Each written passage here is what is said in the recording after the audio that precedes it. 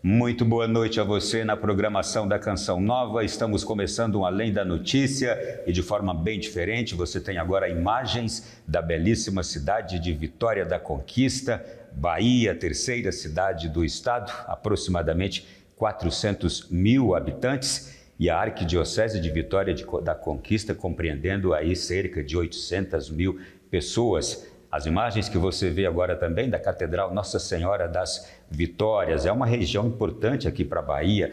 A região geoeconômica de Vitória da Conquista é um importante polo comercial, de saúde, educacional. Aqui também nessa cidade a gente tem outras cidades que fazem parte da Arquidiocese de Vitória da Conquista, e importante polo comercial verdadeiramente essa cidade, tanto aqui para o sudoeste baiano, quanto também para o norte de Minas Gerais. Mas por que estamos aqui nessa noite? Seja muito bem-vindo à programação da Canção Nova, e eu estou muito contente com esse programa hoje aqui em Vitória da Conquista. Estamos exatamente nesse instante aqui na Catedral de Vitória da Conquista, e o motivo é que recentemente uma grande festa envolveu a arquidiocese local, movimentou a história desta igreja baiana. Tomou posse aqui Dom Vitor Agnaldo de Menezes como o quarto arcebispo de Vitória da Conquista. E a gente está com imenso prazer de recebê-lo hoje aqui em nosso programa, portanto, levá-lo até a sua casa.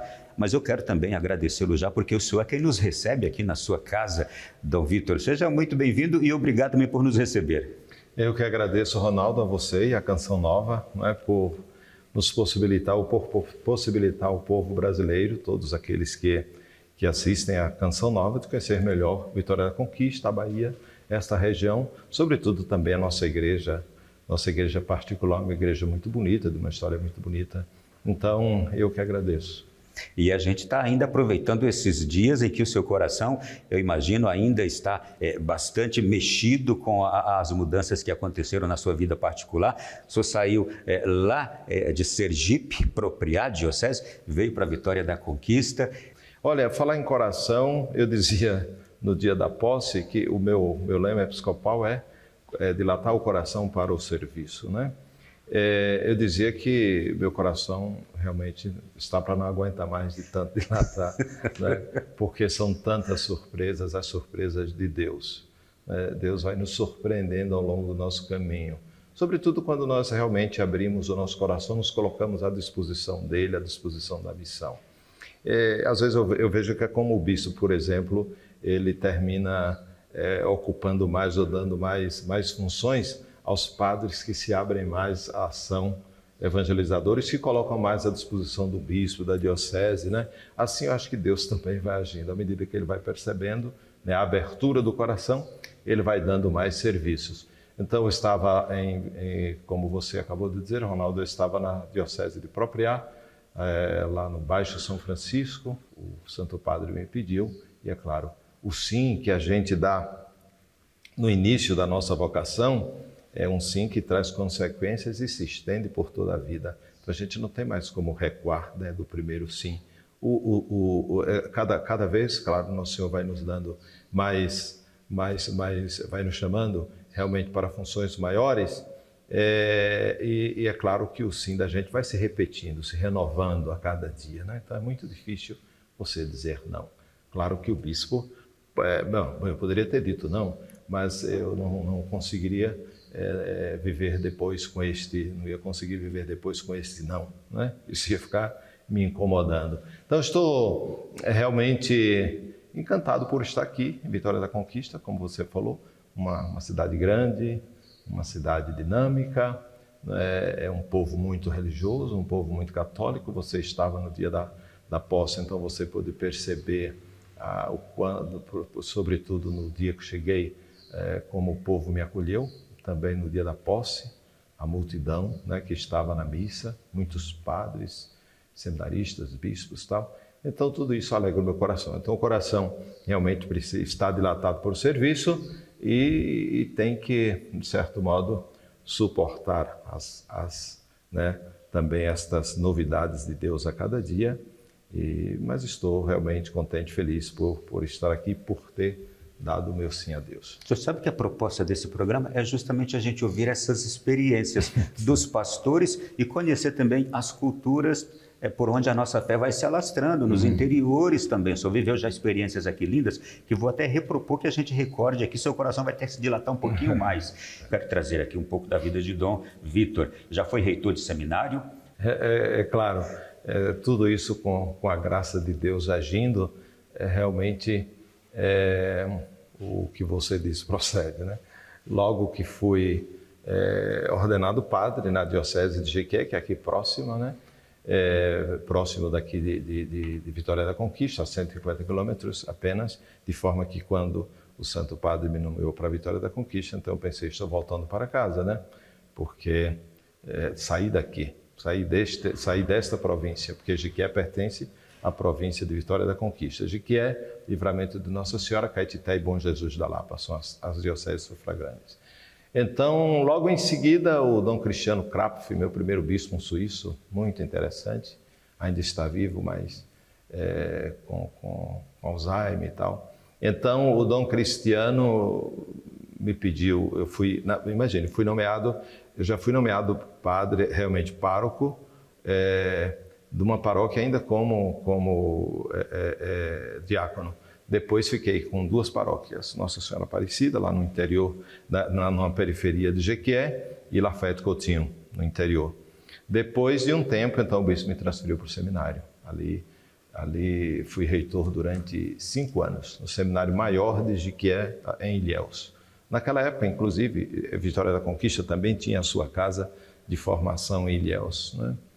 Dali fui às Pontifícias Obras Missionárias, a convite do padre Daniel Lagni, que era o diretor na época, né? Mas isso depois de toda uma experiência, todo um trabalho também no Regional Nordeste 3, com a infância missionária, na dimensão missionária, inclusive com o Mário Sivieri, que foi meu predecessor lá em Propriá. Eu, na verdade, já conhecia muito do Mário quando fui para Propriá, né? Já o conhecia da dimensão missionária. Então já tinha um bom tempo trabalhando na dimensão missionária no Regional Nordeste 3, quando fui chamado para as Pontifícias Obras Missionárias, e lá eu fiquei de 2006 até 2010. E ali foi uma experiência linda, não é? Porque, de fato, a minha alma é missionária, né? E lá eu fui, então, nomeado secretário do Pontifício Obra da Propagação da Fé, que abrange famílias missionárias, juventude missionária, e ali, então, tive a graça de fundar o primeiro grupo da juventude missionária em Campo Grande, Mato Grosso do Sul. E que hoje se espalhou no Brasil. Se espalhou no Brasil. Uma coisa linda. Dificilmente tem uma diocese hoje que não tenha grupos de juventude missionária animado pelas Pontifícias Obras Missionárias. Então, eu tenho essa alegria de dizer que fundei o primeiro grupo, né? E me emociona cada vez que encontro infância missionária, juventude missionária por onde passo, né? Porque, como digo, o sangue missionário ferve de fato nas minhas veias, e ali foi uma experiência lindíssima. E depois, então, vim das Pons, o Dom Cristiano, esse suíço, né? Gente boa, ele me trouxe de volta para a Catedral de Jequié, onde fiquei 7 anos. E da Catedral fui para uma outra paróquia, Maracás, e ali fiquei pouco tempo. Fui nomeado bispo para Propriá. Mas realmente o que de fato me faz, digamos assim, o que me anima é este espírito da missão, e por onde passei realmente procurei trabalhar esta questão da dimensão missionária. Eu guardei algo de propósito que eu não falei sobre o senhor. Certo. O senhor tem uma especialização em espiritualidade sacerdotal e missionária. E eu vou querer aprofundar isso também. Mas já nesse bloco já faço uma pergunta. Os sacerdotes, por tudo que o senhor nos disse agora, e até a forma como foi a sua própria vida, os sacerdotes têm uma forte carga de trabalho, né, no dia a dia. Isto realmente. Hoje, por isso também, alguns padres, nós estamos percebendo doenças, né, digamos assim, algumas doenças de cunho psicossomático, tal, também pelo trabalho árduo. Por isso é importante digamos assim, ardor pela missão. Se nós realmente não formos capazes de buscar abastecer, digamos, o nosso espírito através da oração, da intimidade com Deus, isto se torna de fato insuportável, né, em algumas situações o fardo. Então, por isso devemos, o Papa Francisco inclusive fala muito disso, que nós devemos sempre, o padre deve sempre descansar no colo de Deus, depois de um dia de trabalho, de uma semana de trabalho, chegando em casa cansados. Ele diz assim, o Papa brinca que a vontade que a gente tem é de cair na cama do jeito que a gente vem, até com as roupas. Mas ele diz, antes disso, 5 minutos, 1 minuto, 10 minutos na capela, e descansar no colo de Deus. Então, de fato, o trabalho nosso é um trabalho árduo, o trabalho sacerdotal é um trabalho árduo. Intenso. Intenso. E se deixar, ele E por isso eu tudo. admiro tanto o clero, os padres, pelo trabalho, porque eu fui pároco, né, sou bispo, e eu sei como é isso, né? Então, realmente é um trabalho árduo. Por isso, então, o padre deve buscar mais o sacrário, buscar mais a espiritualidade, buscar mais uma vida de oração, uma vida de intimidade com Deus para suportar a carga. Então, como eu dizia, hoje a crise sacerdotal está sobretudo, digamos, a causa principal é sobretudo a falta de espiritualidade e a perda de identidade sacerdotal, né? Isto realmente pode, se a gente trabalha, se a gente realmente vive, se entrega à missão, mas depois, se não busca a espiritualidade, pode perder a sua própria identidade sacerdotal, se tornar até mesmo um funcionário do sagrado, e eu creio que não existe coisa pior para um padre do que perder a sua identidade e se tornar na igreja apenas um funcionário. Isto realmente, né, eu creio que se torna, ou se tornaria na vida de um padre, um peso muito grande. Mas nesta questão, o que deve ficar, digamos, deve ser uma visão mais positiva de tudo isso, é que a entrega bonita dos sacerdotes. Sim. Né? Não, mas eu até entro nisso também. Eu acho que também aí entra, eu imagino, a grande preocupação e o grande zelo do bispo com o seu clero, não é de estar constantemente recordando isto, para resistirmos, para estarmos sempre vigorosos no nosso trabalho, na nossa missão, não esquecerem esta dimensão da espiritualidade, né? Daí vem também um tempo da graça de Deus, um tempo em que a gente deve viver com alegria, com entusiasmo, com esperança, né? Até porque devemos acreditar que Deus é o Senhor da história, Ele está agindo, Ele está presente. Então o bispo tem realmente esta missão de animar toda a igreja particular, mas de animar sobretudo os animadores, né? Animar aqueles que animam, para que não desanimem. Então a presença do bispo na vida dos padres, sem dúvidas, é muito importante. É claro que às vezes, digamos, há uma certa dificuldade aqui, ali, acolá, porque alguns padres, eles querem que o bispo seja pai, mas não querem ser filhos, né? Então, é claro, o bispo é pai, deve ter este papel também, paterno, né, de paternidade, mas o padre também deve querer ser filho, né? Porque às vezes quer o bispo como padre, para passar a mão pela cabeça, como se diz aqui no Nordeste, ou para apoiar certas coisas, sei lá, mas o pai também corrige, né? E aí nem sempre a correção. Então, mas não é também assim. Há dioceses mais difíceis, clérigos mais difíceis, bispos também, um outro bispo que talvez tenha mais dificuldade de se relacionar com os seus padres, mas no geral isso tem dado muito certo. No geral, os bispos são muito pastores, muito pais, muito próximos do seu clero. Pelo menos é isso que eu vou observando. Claro que eu termino falando de uma forma muito clara também aquilo que eu sinto e que eu vejo.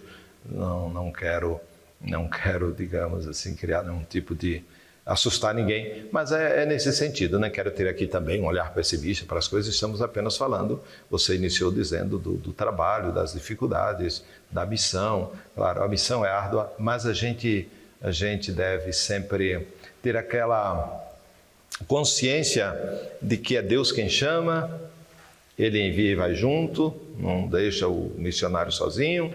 Por isso devemos sempre buscar manter, né, preservar a identidade clara do que é ser padre realmente, qual é a nossa missão como padres e de que tudo, a origem toda está em Deus e que Deus nos apoia. Mas é lindo a missão, é lindo o trabalho dos nossos padres, de nós bispos, com todas as dificuldades que a gente tem, estamos vencendo, graças a Deus, e isso aqui é importante, né? E o que seria de nós hoje, sociedade, sem a presença da igreja, através desses padres espalhados por todo o nosso território nacional, aí na casa dos 20 e poucos mil que nós temos no Brasil inteiro, não é? Muito bem. Gente, só foi um ensaio aqui no começo do nosso programa, foi o primeiro bloco. No próximo bloco eu quero mostrar um momento muito bonito que eu vou compartilhar aqui com o Dom Vitor e vou deixar que ele mesmo dilate mais ainda o coração dele compartilhando conosco, ok? É um intervalo bem rápido, a gente volta já hoje, exclusivamente, fora dos estúdios, diretamente de Vitória da Conquista, Bahia, com seu novo arcebispo que tomou posse recentemente. Até já! Numa conversa muito agradável nesta noite excepcional em que o Além da Notícia sai dos estúdios e veio para a Bahia. Estamos em Vitória da Conquista, povo baiano do Brasil inteiro, que agora nos acompanha, a nossa saudação. Mas a você também que nos acompanha de qualquer outro lugar e quem quer que seja você, estamos falando de vida de igreja. Estamos falando de temas, aqueles que nos interessam a todos, é sobre nós mesmos. É sobre a nossa fé, é sobre a evangelização dentro das nossas casas, com os nossos filhos, é sobre família, tudo que a gente aqui está conversando, e sobre a vida de igreja, para que a gente compreenda, se encante mais ainda e tenha amor e paciência com a nossa igreja, assim como temos e devemos ter conosco, assim como Deus tem conosco, amor e paciência, não é?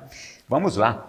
Dom Vitor, continuando nossa conversa, a gente terminou falando sobre essa atenção especial que a igreja sempre deve ter com a juventude, olhar para a juventude, buscar uma forma de encontrar os jovens, de atrair os jovens, de trazê-los para dentro.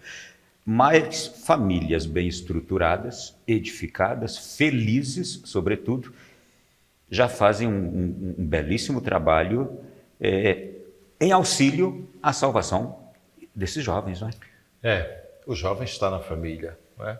E, claro, quando a família é religiosa, quando os pais são religiosos, isto influencia.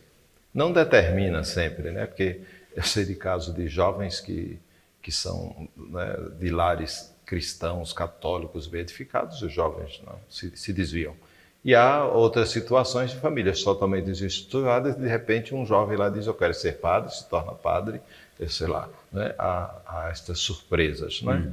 Mas a família bem estruturada, sem dúvidas, é importante até para a sociedade, né? Porque é a célula-mãe da sociedade.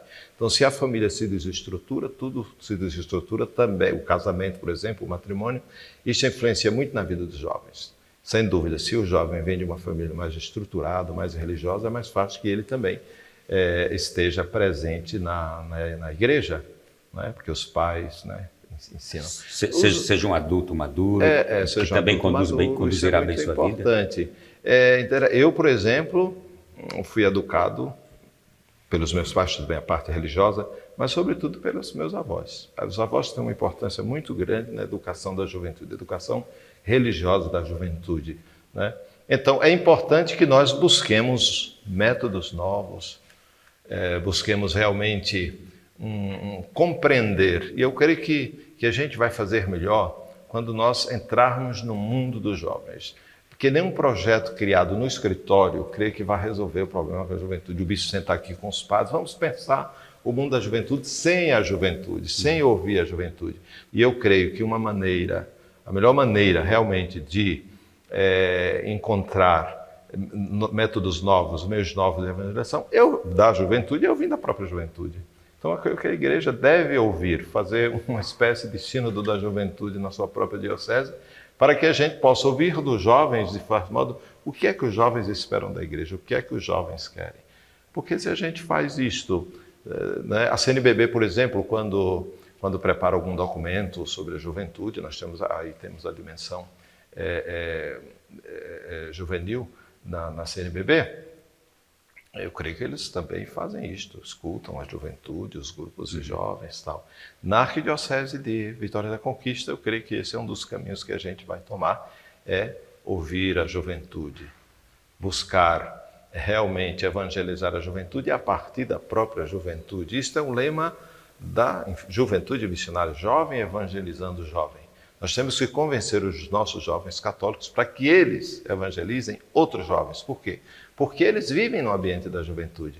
Os jovens chegam onde eu não posso chegar, até por ser bispo, pela minha idade, não é já uma outra.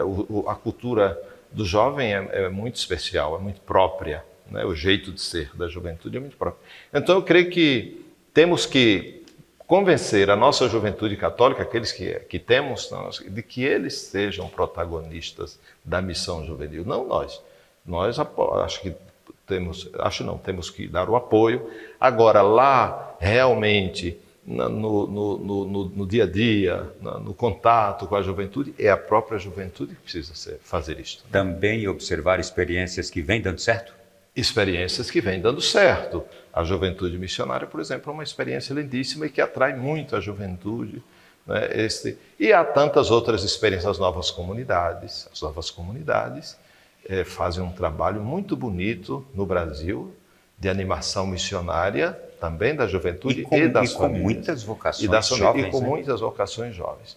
Eu me lembro que o Papa Bento dizia isto, que os movimentos, os movimentos, né, novos, ou estas comunidades novas, não nasceram em escritórios, como eu acabei de falar da juventude, não nasceram em escritórios, ninguém pensou isto.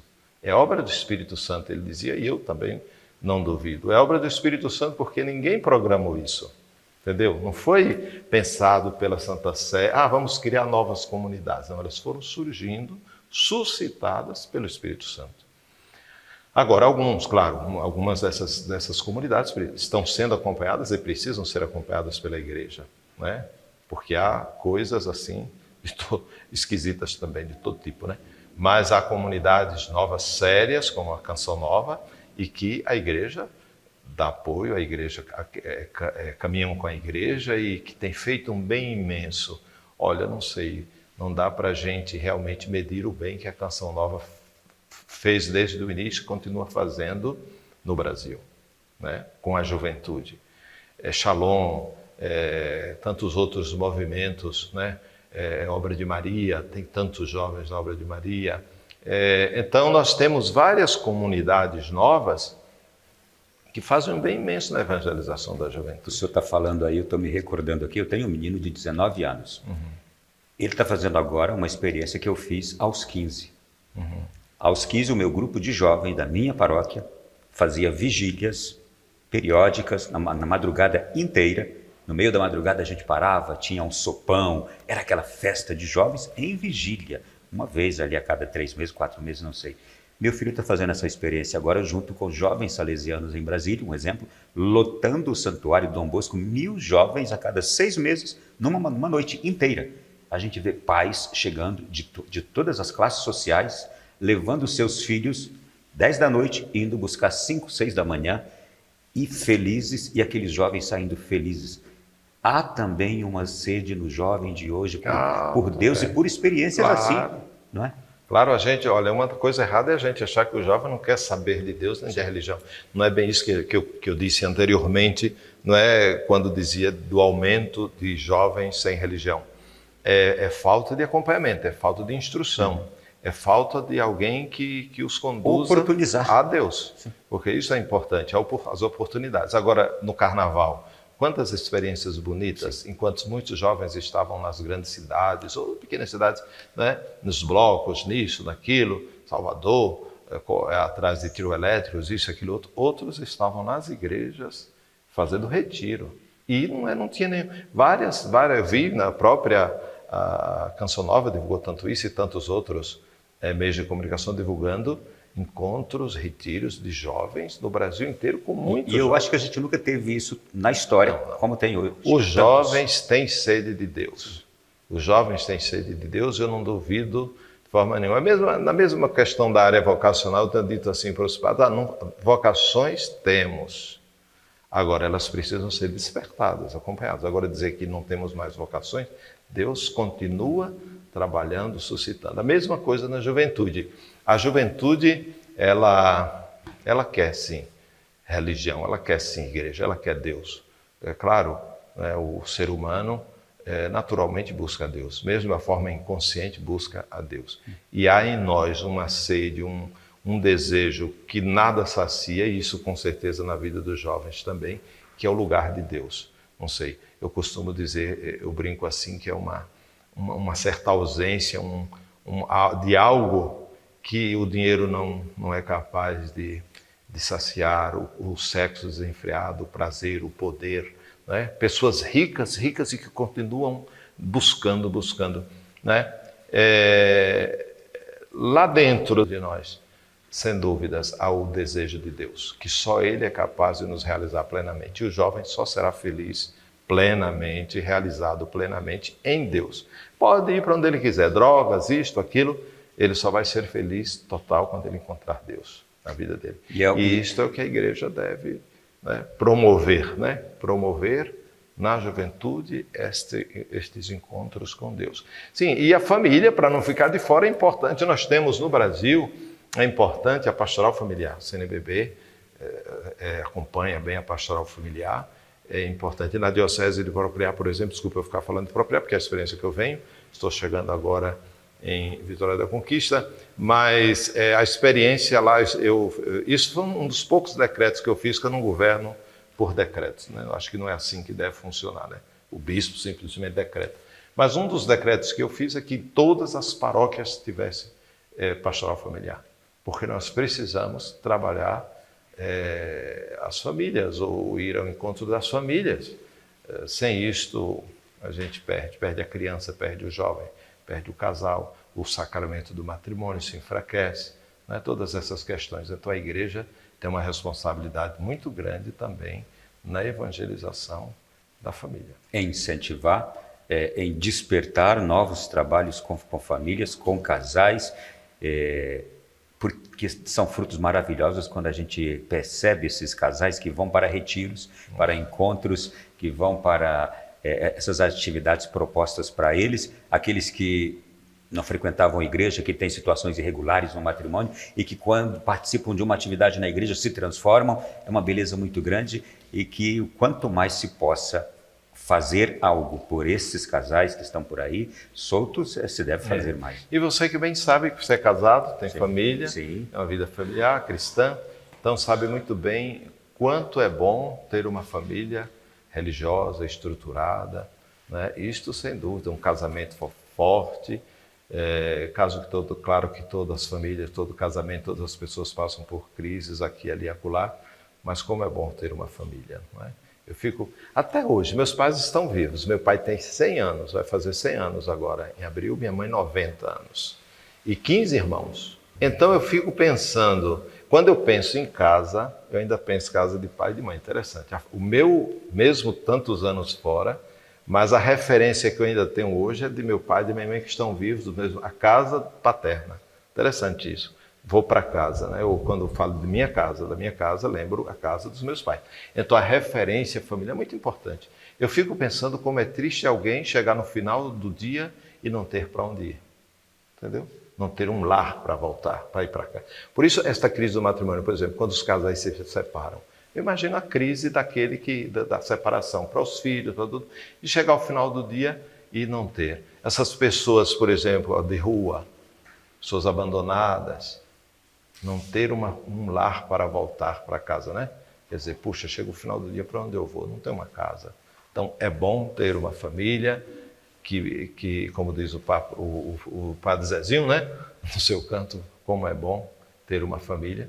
Então, que todos nós possamos realmente amar nossas famílias, lutar pelas nossas famílias, porque sem a família, realmente tudo se desmorona, né? Vamos lá.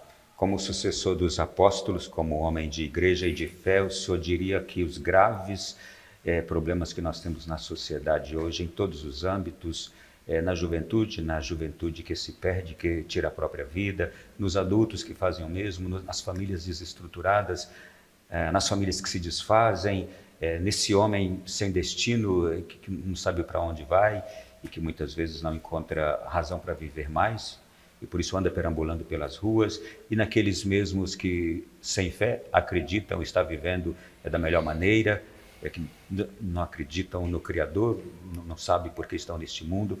Você acredita que a forte razão de tudo isso que a gente vive, essa problemática social, não só no Brasil, mas isso no contexto geral, é exatamente por desconhecerem a Deus? Ah, sem dúvidas. Só Deus é capaz de tornar o homem feliz. Não é? Então, o homem eu creio que todas as questões, tudo que nós estamos vivendo hoje na sociedade, você acabou de citar, é porque o homem, a pessoa humana, né, se afastou de Deus. Não adianta. Agora, interessante, eu acho que nunca se falou tanto de Deus, não é? Que os meios de comunicação facilitam isso. Hoje você vê até nos carros, Deus é amor, isso, aquilo, Jesus salva e tal. Mas eu acho que o homem nunca esteve assim realmente tão distante, tão longe do sagrado, tão longe de Deus, né? Na Idade Média, Deus era o centro, né, de todas as coisas. Hoje é o homem, é a pessoa humana, né? Deus foi de fato sendo escanteado, né? Inclusive hoje se fala de uma era pós-cristã, estamos vivendo uma era pós-cristã. É claro que isto eu não acredito assim, não vejo desse modo. O homem, eu dizia, ele naturalmente busca Deus, naturalmente ele deseja Deus. Deus é o fim último verdadeiro de todo homem. Então não adianta, né? Nascemos de Deus e para Deus retornaremos, voltaremos. Então o desejo de Deus está no coração de cada pessoa humana, e à medida que a pessoa se afasta de Deus, os problemas aumentam, a sociedade se perde, né? A sociedade se perde. Por isso a nossa responsabilidade, o nosso dever, né, de anunciar Cristo Jesus, né? Aí vem a dimensão da missão, o dever da igreja de levar Deus, apesar que Deus está presente em tudo, não há nenhuma situação. Eu costumo dizer que ninguém leva Deus a ninguém, a gente desperta Deus já presente nas culturas, nas pessoas, nas realidades. Deus está em todos os lugares, né? As sementes do verbo estão espalhadas em todos os lugares, em todo o universo. Então não há lugar que Deus não esteja. O que o missionário faz é despertar Deus presente já no coração, nas culturas, nas realidades. Mas este é o trabalho nosso da igreja, despertar Deus, né, no coração dos homens e mulheres de hoje.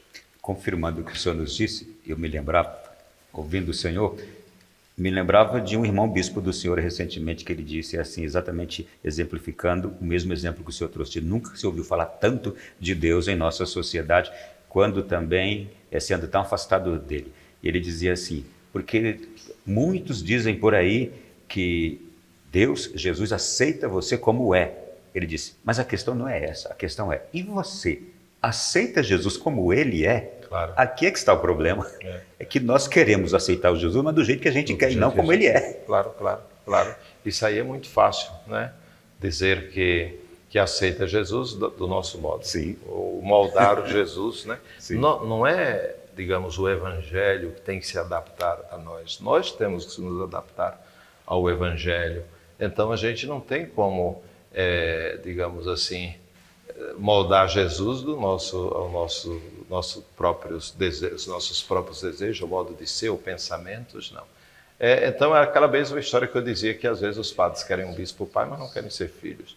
Então, da mesma maneira, é importante que nós queiramos Jesus, desejemos Jesus e nos moldemos a Ele, né? Realmente que nós busquemos a sua palavra, né? Bom, para concluir esse bloco, a gente não falou da infância missionária. O que há de especial nesse trabalho que a igreja propõe, a infância missionária? Uma última pergunta para encerrar esse bloco aqui, e que o senhor também é um especialista nessa questão. Olha, eu precisaria de um outro programa falar de infância missionária, porque infância missionária é a minha cachaça, né? A juventude missionária. Então, a infância missionária é uma experiência lindíssima que me emociona cada vez.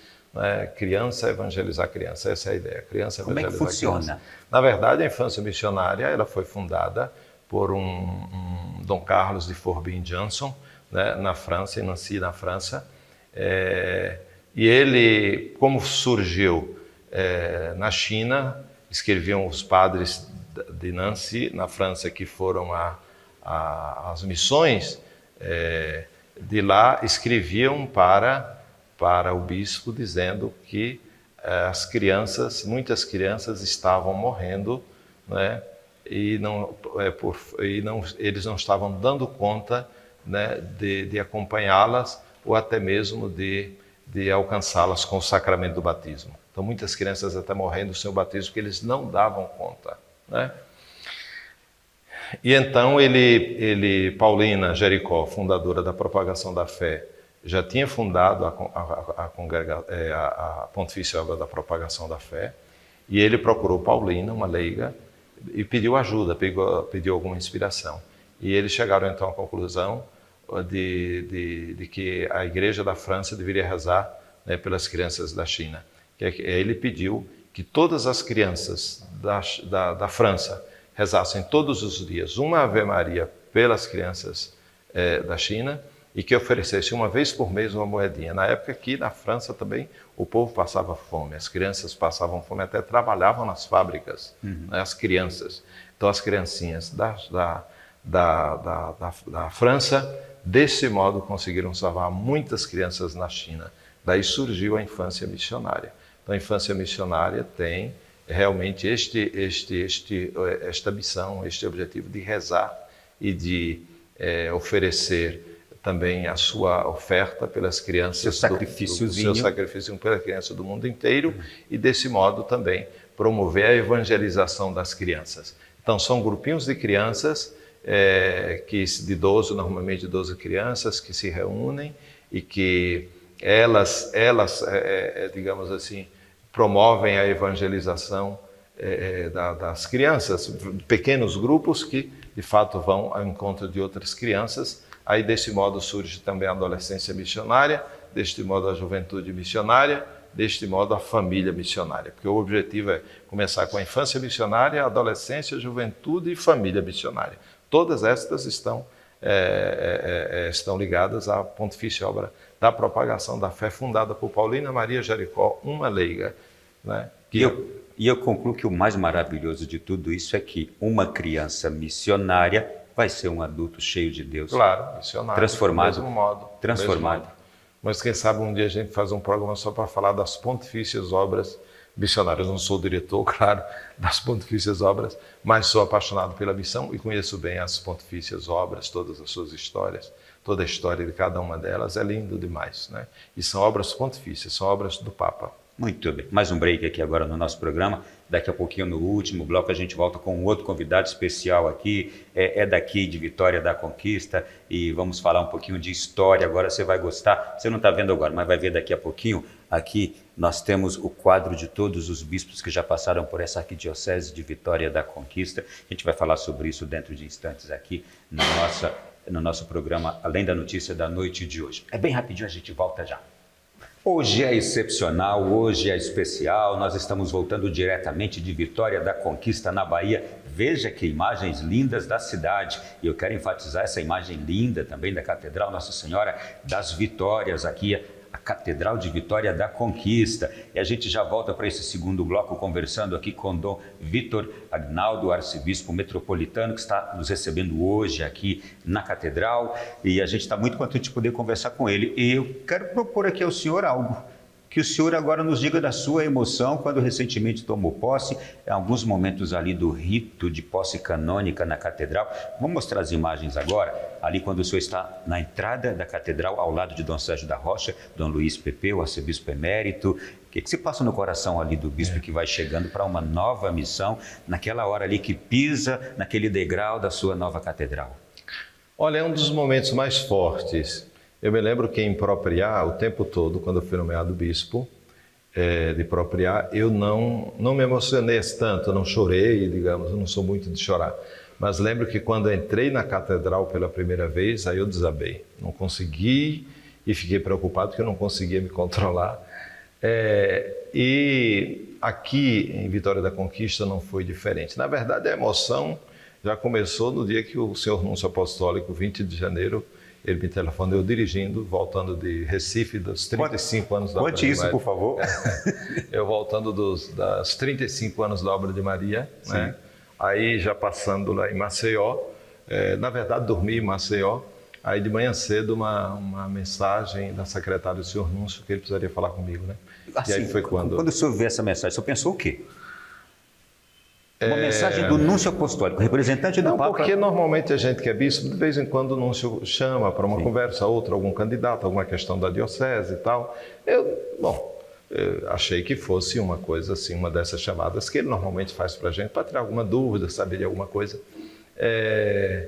Mas aí ele me disse, não, o Santo Padre, desta vez, digamos, a minha ligação é por outra questão, né? O meu contato para dizer para o senhor que o Santo Padre nomeou arcebispo de Vitória da Conquista. Claro que ali é um momento, realmente, eu até dirigindo, o senhor Núncio brincou, olha, cuidado, excelência, né? Volte devagar, né?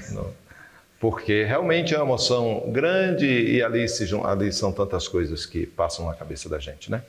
Mas aí, chegando aqui em Vitória da Conquista, já foi, né? Uma carreata, uma coisa assim, acolhida do povo. Vamos mostrar alguma dessas imagens da carreata. Tem até um depoimento muito bonito do senhor na coletiva de imprensa, falando que ficou até meio acanhado com o povo acenando nas ruas, né?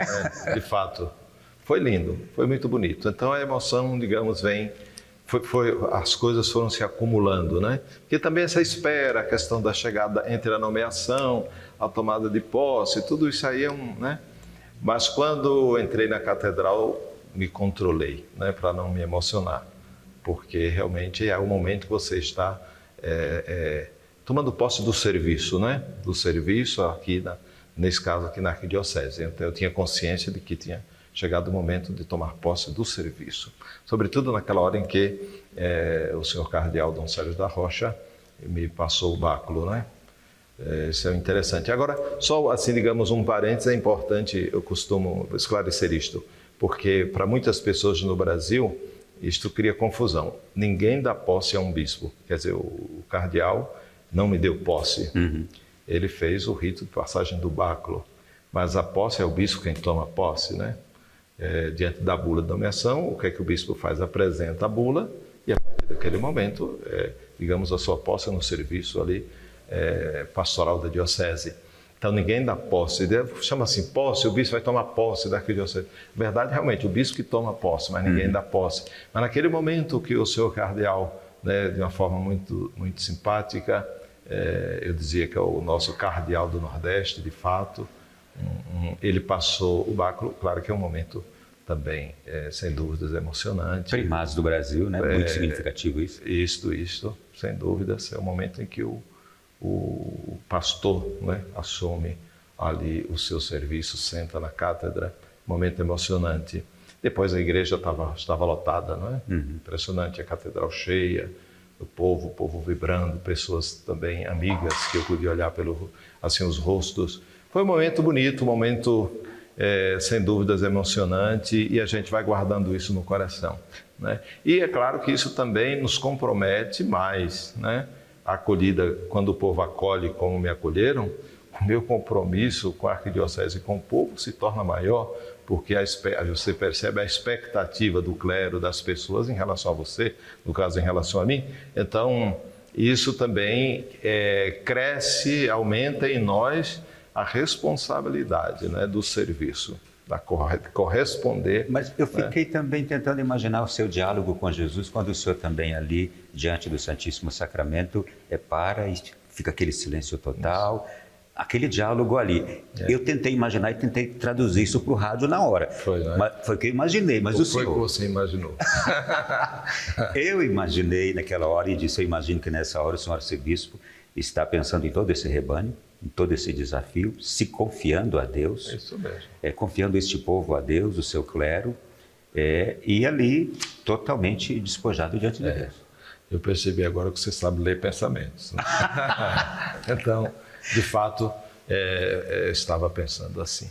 Em propriar, na última missa, eu falei, olha, Deus, é hora de partir, Deus me espera em Vitória da Conquista, né? E ali eu estava, Senhor, eis-me aqui, cheguei, estou aqui, né, para servir. E insisti muito com o povo em relação a isso. Sempre as pessoas dizem, qual é o seu projeto? O que é que o senhor vai fazer de diferente? Eu digo, olha, eu vim para amar e servir. Se eu conseguir amar e servir o meu povo, o clero e tal, eu creio que farei o máximo. Amar e servir é o máximo que a gente pode realmente fazer como pastor. Questão dos desafios pastorais e tal, a gente vai aos poucos caminhando juntos de forma sinodal, vamos tentando levar a arquidiocese. Mas realmente haja coração, né? Então, coração dilatado e precisa realmente estar dilatado, ou se dilatar cada vez mais para tantas emoções. Mas foi um momento lindo, um momento de Deus, da graça de Deus forte, do encontro com o povo. Isto para mim sempre foi muito forte, né? O encontro com o povo. Então, no momento da carreata foi muito... Várias vezes eu me emocionei porque me encontrei com as pessoas, né? Então, e até mesmo não católicos, claro, que pelas ruas iam vendo o carro passar com o senhor ali em cima, e alguns olhando, outros cumprimentando, outros não. O que me realiza como pastor, me realizava como padre, me realiza como bispo, é estar com o povo. Isso sempre foi. Não é, eu tenho fama de administrador, de isso, daquilo, de construtor, mas na verdade o que me faz feliz, o que me preenche é o contato com as pessoas, é estar com as pessoas, sobretudo as pessoas mais simples. Em Propriá, as experiências mais bonitas que eu tive em Propriá foi nas visitas pastorais. É uma coisa que eu gosto de fazer, sobretudo na zona rural, né? Porque as pessoas lá estão bem carentes, não tem esse contato com o pastor. Eu fui em várias comunidades lá durante as visitas pastorais que as pessoas diziam: a primeira vez que um bispo vem na minha comunidade. Ou alguém dizer assim: a primeira vez que eu falo com um bispo. Eu ficava pensando, puxa, não é? Mas é verdade. Então aquilo me emocionava, chegar pela primeira vez numa comunidade, e o povo me recebia numa alegria, com festas, crianças, adultos, não é? Idosos. Então, o estar com o povo é o que me anima. Quando se faz essa experiência, se tem vontade de fazer mais, não tem? Mais, claro. E uma das coisas que eu senti de sair, quando eu lembro que eu, voltando de uma comunidade antes de vir aqui para a Vitória da Conquista, eu passei numa igreja que eu sempre passava, numa capela, e não tive a oportunidade de ir ali, nem de parar, nem de falar com o povo lotado, e o povo voltando para casa. E aquilo ali eu pensava: meu Deus, eu não tive tempo de me encontrar com o meu povo, né? Com todo o meu povo. Porque aquela comunidade, por exemplo, eu não estive. Então, não estive naquela comunidade. Então, aqui, digamos, em Vitória da Conquista, eu tenho certeza que não será diferente. Os momentos mais bonitos que eu vou viver aqui vai ser nas visitas pastorais, no estar com o povo. Dom Vítor, tem sido algo muito bonito, Brasil afora. É isso que os bispos têm feito nas visitas pastorais. Essas experiências, elas ocorrem aqui no Nordeste, elas ocorrem no Centro-Oeste, no Sul, claro. Ocorrem. Os bispos, é como um projeto da nova evangelização e também aquele sair onde o povo está, do documento de Aparecida. Isso é belíssimo. Mas há outras particularidades também aqui dessa igreja do Nordeste. Por exemplo, a carreata da qual o senhor tomou parte. Nem todo bispo consegue fazer isso nas dioceses onde toma posse. São características de regiões, eu diria, um pouco mais rurais, mais interioranas, não é? Eu acho que o Nordeste é uma das regiões mais religiosas, né? Do Brasil, de vivência religiosa católica no Brasil. É o Nordeste, né? O povo nordestino. Acho que pela própria vida sofrida em muitas situações, faz com que o povo busque mais a Deus, busque mais a religião. Sinais. Sinais fortes, sem dúvidas, né? O pobre, o simples, o sofrido, não é que seja assim o Nordeste inteiro, mas digo, em todo canto tem, né? Mas eu creio que eles buscam a Deus, têm mais sede de Deus, né? Porque o que possuem de mais importante é a fé, né? Não é o dinheiro, não é o poder, não é a fé. Então isso é o que eles têm de mais. E aí nós, bispos e padres, temos que saber fazer esta leitura para respeitar a religiosidade popular. Tanto as conferências episcopais latino-americanas, né? Aparecida também falou disso, da questão realmente de respeitar estas manifestações populares do povo, esse jeito do povo, né? Então, tudo isso, eu creio que no Nordeste é mais forte. Eu digo porque também a minha experiência de igreja toda vez foi no Nordeste. Não posso nem falar muito das outras regiões, mas eu acho que essa questão do carinho pelo padre, pelo bispo, eu lembro que em várias situações, nas visitas pastorais, nas missas, claro que isso a gente não... Isso, de certo modo, me humilhava, me colocava pequenininho quando eu ia passando e as pessoas iam tocando na minha veste e se benziam, né? A fé do povo na pessoa do bispo, na pessoa do padre. Então, aquele respeito, né? E se benze, e pede a bênção, e toca nas vestes, né? Isso é uma coisa que você vê muito no Nordeste, né? E eu acrescentaria, eu concordo com o senhor que no Nordeste é muito forte, talvez seja uma das regiões onde esses sinais são mais fortes, mas andando um pouco nessas regiões outras do Brasil, sobretudo os interiores, ainda há bastante a valorização desses sinais, da fé. As pessoas mais simples, mais interioranas, ainda vivem isso de certa maneira. Sei que aqui no Nordeste é um rico, é uma concentração muito mais forte ainda de tudo isso.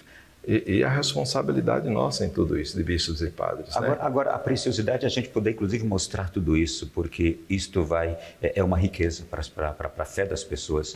Não é? E o documento de Aparecida fala exatamente em valorizar tudo isso. O senhor falava também aqui de trabalho pastoral, de linha pastoral de trabalho, e eu quero puxar aqui dois. Sei que todas as dioceses e arquidioceses, elas têm sempre o seu plano pastoral, mas eu quero puxar dois deles aqui, dois aspectos apenas, ou dois polos: o trabalho com a juventude e o trabalho com as famílias. Como o senhor pensa no seu governo pastoral, desde Propriar, aqui também o senhor tem isso no coração? Eu acho que são dois focos importantes hoje do Evangelho, não é? A priorizar, digamos, a pastoral da juventude. Isto, creio que não existe plano pastoral nenhum em nenhuma diocese do Brasil, ou até do mundo, e a Santa Sé, por exemplo, os documentos, essa questão da priorização da pastoral da juventude, até porque os jovens estão ausentes nas nossas igrejas, nas nossas assembleias. Eu percebo. Quando o senhor fala pastoral da juventude, o senhor diz um trabalho em geral com os jovens. Claro. Não só aquele grupo específico que existe hoje no Brasil inteiro de pastoral de juventude. Não. Aí eu digo de atendimento à juventude, pastoral, de presença da igreja no mundo jovem, no mundo da juventude, que é um grande desafio. Os jovens realmente... Inclusive, cresce muito o número. No Brasil, as pessoas se preocupam, uma outra pessoa, porque os evangélicos tal avançam, mas hoje avança muito mais o número, segundo o IBGE, né? Muito mais o número de pessoas sem religião do que nas igrejas evangélicas, né? Cresce muito mais, sobretudo na juventude. A juventude diz assim: eu acredito em Deus. Alguns jovens: eu acredito em Deus, mas não quero saber de religião. Isso é muito forte hoje no Brasil. E a gente vai percebendo a ausência dos jovens nas nossas assembleias, e isso deve nos preocupar, e tem que ser uma prioridade. A evangelização da juventude tem que ser uma prioridade em todos os... Eu creio que aqui na Arquidiocese certamente é. Eu ainda não tive acesso, né, digamos assim, ao plano arquidiocesano de pastoral, porque na verdade nós vamos agora, todas as dioceses no Brasil estão aguardando as novas diretrizes da ação evangelizadora da Igreja no Brasil, para a partir daí também construir o seu plano diocesano de pastoral. E eu creio que aqui na Arquidiocese a prioridade em relação à juventude e à família certamente está presente, não é? Mas o mundo da juventude é um mundo realmente diferente, ou a realidade da juventude. Não é fácil entrar neste mundo, até porque a juventude está dividida em tribos, digamos assim, né? Tem aquela tribo da igreja. Então é como se os jovens dissessem: não, ali é a tribo da igreja, não, ali é a tribo não sei de quê, ali é tal. Entendeu? Então, alguns jovens não se veem no mundo da religião, no mundo religioso. Nós precisamos, então, apresentar a igreja, o evangelho, né, de uma forma jovem. Isso o Papa Bento XVI, né, nos ajudou nesse sentido de compreender um pouco digamos assim, o rosto da juventude, né? Isto é, buscar o jovem onde ele está, no mundo da arte, da música, no mundo universitário. Mas este, eu digo, que é um dos maiores desafios hoje da igreja, mas também isso é um desafio, e o desafio não deve realmente nos desanimar, pelo contrário. Sim. Né? Então, é possível animar a juventude. Eu, por exemplo, assim, não tenho dificuldades com a juventude, né? Por onde passo, assim, busco realmente estar nesse contato com os jovens, e é possível, sim, não podemos desanimar. Da mesma forma, a família, né? Até porque os jovens... Podemos deixar para o próximo bloco para falar de família? Claro. Porque quando falarmos de família, eu vou pedir ao senhor que nos dê a sua visão sobre o trabalho hoje que é feito por grupos de casais diversos, pastorais familiares, grupos de casais diversos, movimentos familiares, há tanta coisa sendo feita, e ali há um grande foco de urgência, mas ao mesmo tempo uma beleza muito grande do que a igreja vem fazendo, né? Claro. É muito bonito sobre a família. Bom, a gente para aqui agora neste bloco do Além da Notícia, vai a um intervalo bem rápido e voltamos já na sequência da conversa com o arcebispo de Vitória da Conquista na Bahia, Dom Vítor Aguinaldo de Menezes. Não sai daí, já a gente fala sobre missão também. Eu quero ouvir exatamente sobre a experiência grande que Dom Vítor tem exatamente no campo da missão, pensamento sobre missão com jovens, missão com casais, missão com a infância também, dentro de instantes.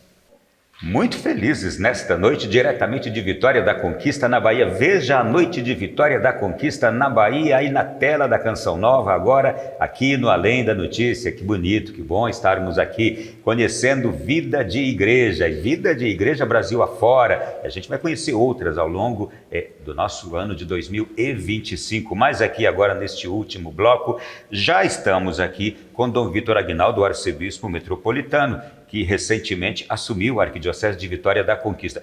Este último bloco, eu quis desejá-lo para apresentarmos um pouco da história, da bela história de uma igreja particular no Brasil, esta Igreja de Vitória da Conquista. Por isso, estou trazendo aqui alguém que é um especialista, poderia assim dizer, na história da Igreja de Vitória da Conquista, e que estará conosco aqui agora neste último bloco. O Padre Gerson de Jesus Bittencourt, que é pároco de Nossa Senhora das Candeias, aqui em Vitória da Conquista, e que foi o administrador diocesano até a chegada de Dom Vítor Aguinaldo. Padre Gerson, eu gostei tanto de ouvi-lo, sempre efusivo, alegre naquele dia lá da posse de Dom Vítor.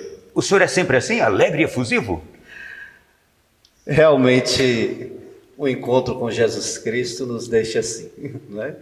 E eu estou muito feliz de estar aqui nesse programa, e mais feliz ainda por você estar fazendo esse programa aqui em nossa arquidiocese. Muito feliz pela Canção Nova, muito feliz pela missão da Canção Nova aqui em nossa arquidiocese. E aproveito também para agradecer por ter transmitido a posse do nosso arcebispo para todo o nosso Brasil. A gente ficou muito feliz. Mas vamos lá, e o senhor conhece tão bem a história dessa igreja que eu pensei assim, o último bloco do nosso programa hoje, eu vou pedir ao Padre Gerson que nos diga, embora Dom Vítor já seja aqui da região e conheça, mas o que o senhor pode dizer dessa igreja que ele está assumindo agora para ele, não é? Que igreja é essa que ele está tomando agora em suas mãos e em seu coração? Dom Vítor está chegando numa terra de muita fé, numa terra de muito acolhimento. Não só a cidade de Vitória da Conquista, mas todas as 20 cidades que compõem a nossa arquidiocese acolhem pessoas de fora, pessoas que vêm para aqui e começam novamente a sua vida. Então, uma cidade de fé, uma cidade de acolhimento e também uma cidade que tem uma espiritualidade mariana magnífica. Então, Dom Vítor, ele vai experimentar isso. Vai ter muitas vitórias de fé, muitas vitórias de amor, porque ela realmente abre os caminhos para nós. Quais costumes, quais festas esta arquidiocese aqui tem e que enriquece a vida do povo? Olha só, nós temos na cidade e também na arquidiocese a festa de Nossa Senhora das Vitórias, 15 de agosto. É uma maravilha. Toda a arquidiocese se encontra aqui. Outra festa muito querida é a festa do Divino, em Poções. É uma festa também que tem uma repercussão regional impressionante. E outra festa é a festa de São José em Tapetinga. Então essas três eu penso que resume a nossa espiritualidade arquidiocesana.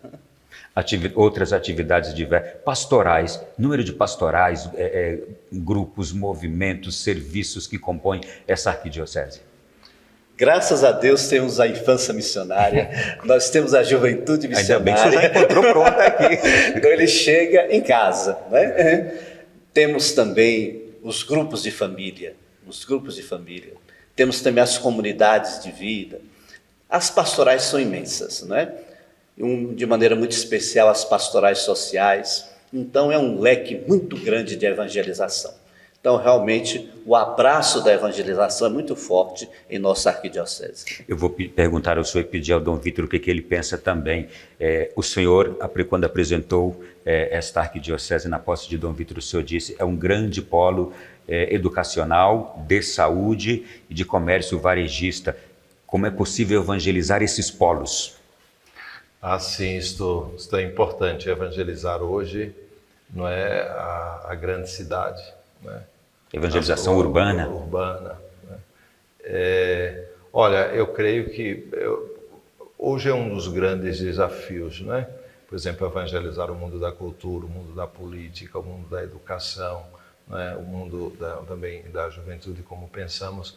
E eu acredito muito nos pequenos grupos, nas pequenas comunidades. Eu sou realmente, digamos, adepto das pequenas comunidades eclesiais missionárias, inclusive as diretrizes gerais da ação evangelizadora da Igreja nos trazem realmente este desafio da criação de pequenas comunidades. Então, as pequenas comunidades, alguém me disse assim, mas isso é coisa ultrapassada. Entende ali, não sei, em relação a outras experiências, né, de comunidades.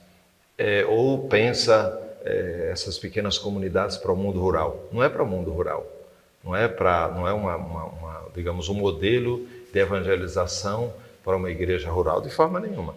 Então, eu creio que as pequenas comunidades na universidade, de reflexão bíblica, né, as pequenas comunidades no mundo da política, com aqueles políticos que realmente se dizem católicos, né, pequenas comunidades hoje nos grandes nos prédios, né, nos edifícios, que é uma das grandes dificuldades na grande cidade é você evangelizar nos grandes edifícios, porque as pessoas estão isoladas, fechadas e tal. Criar ali também pequenas comunidades, 2, 3, 4, 5 pessoas. Condomínios, os né? condomínios, 3, 4, 5 pessoas que se reúnam. Esse é um dos motivos. E os meios de comunicação, né? Os meios de comunicação são essenciais para evangelizar hoje nestes ambientes. Mas aquele contato, né, mais pessoal, eu creio que uma das possibilidades é esta das pequenas comunidades. E outro é realmente a igreja buscar maneiras, modos de se fazer presente. Tem também em muitas universidades os grupos de oração, nas comunidades. Então, há como realmente evangelizar.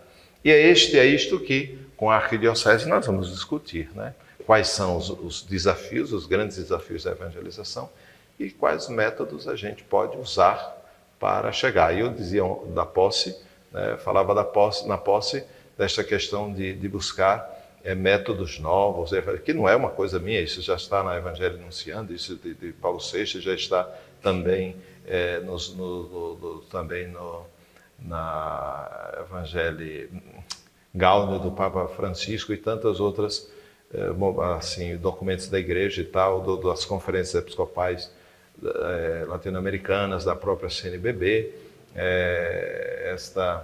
esta questão da busca de novos métodos. Isso o João Paulo II realmente explorou bastante, esta importância de buscarmos, né, estes meios novos, abandonar aquilo como desaparecido, aquilo que envelheceu, aquilo que já não serve, buscar métodos novos de evangelização. Agora, tudo isso parte também digamos assim, do ardor missionário de cada um. Porque se o bispo não tem esse ardor, se o padre não tem, se os padres não têm, se os leigos não têm, não adianta inventar ou criar nada disso, porque não funciona. Então, uma das primeiras coisas que nós temos que fazer é animar os animadores. Fazer com que realmente os leigos, os padres, o bispo, todos nós sejamos picados, digamos assim, pelo vírus, né? Ou infectados, melhor, infectados pelo vírus da missão. Né? Isto é importante. Se não for realmente por aí, fica muito difícil. Mas está aí o desafio, o grande desafio de evangelizar a grande cidade. Eu fico pensando em São Paulo, Belo Horizonte, Rio de Janeiro, meu Deus, Salvador. Enquanto ontem o Padre Gerson falava também do grande polo comercial de comércio varejista que é Vitória da Conquista, eu ficava imaginando na dimensão de Brasil, e tem uma pastoral nova na igreja que está surgindo e rapidamente crescendo. Não sei se já chegou aqui, está para chegar, a pastoral do empreendedor, que é justamente dedicada aos comerciantes, aos empresários, micro, médio, grandes empresários. Eu escutei o fundador, Frei Rogério Soares, mercedário, dizer: é preciso uma pastoral para o empreendedor também, especialmente onde há um forte polo comercial, não é? Olhar para todos os lados, é um desafio da igreja em geral, não é? E é verdade, porque Conquista está tendo uma explosão de condomínios. Uma explosão de condomínios, né? É uma cidade pujante. E também, por ser um polo educacional, muitos jovens vêm para a Vitória da Conquista. A nossa paróquia mesmo das Candeias é uma paróquia que acolhe muitos jovens das cidades circunvizinhas. Então, realmente, essa é uma pastoral urbana que nós precisamos enfrentar de frente. Muito trabalho pela frente, né, Dom Vítor? Muito trabalho pela frente, mas eu não estou, digamos assim, chegando para fundar, digamos assim, a arquidiocese ou a igreja aqui neste... Não, eu venho para somar, né? Existe todo um trabalho, toda uma história bonita, né? Aqui estão os meus predecessores, tudo gente boa, viu? A galeria... Quem já morreu está no céu, quem não morreu ainda está esperando o céu. Mas de qualquer modo, eu acho assim, eu venho exatamente para somar. Tem um trabalho lindo, toda uma história. Eu estou chegando, então eu devo respeitar a caminhada e aos poucos ir me introduzindo aí nesta caminhada e começando a caminhar com eles. Eu creio que esta é a saída e vamos, como eu dizia, aquilo que for necessário mudar, vamos mudar juntos, pensar juntos, ver, programar o que é que nós podemos fazer para mudar. Né? Padre Gerson, rapidamente, o senhor conheceu quantos desses bispos todos que estão na galeria aqui desde 1958, que foi o primeiro bispo de Vitória da Conquista? Menos o primeiro. Só não conheceu o primeiro? Quem é ele lá? Dom Jackson. Dom Jackson Berenguer Berenguer. Que foi o fundador da nossa diocese. Sim. Nossa diocese. Este bispo fundou 3 dioceses, um herói. Ele fundou a Arquidiocese de Vitória da Conquista, a Arquidiocese de Feira de Santana e a Diocese de Paulo Afonso. Morreu como bispo emérito de Paulo Afonso. Um grande missionário. Sobre o segundo, o senhor conheceu? O que pode dizer dele? Dom Climério Almeida. Adolescente. O senhor é adolescente? Adolescente na época dele, né? Ele governou até 1981, de 63. Jovem, né? Sim. E ele tem na nossa memória de que é um homem bom, um homem de Deus, deixou um legado de santidade muito grande entre nós. Inclusive, ele veio de Jequié. Isso. Ele foi pároco na paróquia, na época na paróquia de Jequié, que não era diocese ainda, e eu depois fui pároco também na catedral, que hoje é a catedral, onde ele foi pároco, né? Então, Dom Jacques Berenguer me crismou, né? Quando ele era bispo de Paulo Afonso, na região, como meus pais moram. Ele crismou, senhor? Foi. Olha só. O Climério, então, foi eu sucedi anos depois na catedral em Jequié, né? Depois o Dom Geraldo Lírio, Dom Celso, eu conheci muito Dom Celso nos encontros. Muito bom, engraçado, gente boa, um grande missionário. Para muitos aqui é o bispo, né? O bispo é ele. Depois que alguns bispos marcam tanto, né, que depois de alguns anos o povo ainda continua, né, lembrando daquele como Mas ele ficou 20 anos. 20 anos. Entre nós. Dom Geraldo Lírio, todo mundo, quem não conheceu Dom Geraldo Lírio, um homem realmente extraordinário, morreu há pouco tempo, foi presidente da CNBB, um capixaba Sim. daqueles, né? O Celan. Depois o Dom Pepeu, está até comigo, hospedado esses dias comigo, um grande homem também, ficou 11 anos, né? E o Dom Josafá começou um trabalho, ficou pouco tempo, 4 anos, e foi então para a Arquidiocese de Aracaju, onde eu preparei, né, como administrador apostólico da Arquidiocese, preparei a ida, eu não sabia que seria Josafá, e como ele foi eleito, só não esperava que eu viria. Viesse para substituir. Foi uma troca assim, né? Um negócio... O pessoal brinca assim, se já era, por que não fizeram isso logo? Diga, não, porque não é assim, existe um processo todo, né? Então, também um grande bispo, sem dúvidas. Agora está aqui um pobre bispo do interior, né? Como arcebispo, vamos ver. Mas que bonita essa ligação do senhor com os dois primeiros. Os dois primeiros e os outros eu os conheci todos. Sim. Então, Eu não sei se vocês têm observado isso, mas recentemente nós temos descoberto no Brasil, ou tem vindo à luz no Brasil, a história de padres e bispos muito santos e que estão sendo agora propostos para causas de beatificação e de canonização. Tem crescido cada vez mais isto. Quando eu escuto aqui falar de alguns, por exemplo, Dom Climério, com fama de santidade, a gente sabe que no Brasil inteiro isso está espalhado em todas as dioceses. meu sonho é esse, um dia eu também ser. Deus queira. Todos nós, né? Que seja o nosso sonho de Nosso todos sonho. aqui. E o sonho dos espectadores aí também, vocês, né? é verdade. Chegar à santidade. Chegar à santidade. Ser santo. Gente, olha, foi muito agradável. Quero agradecer enormemente a acolhida de vocês, esta receptividade aqui, Vitória da Conquista, um povo amabilíssimo.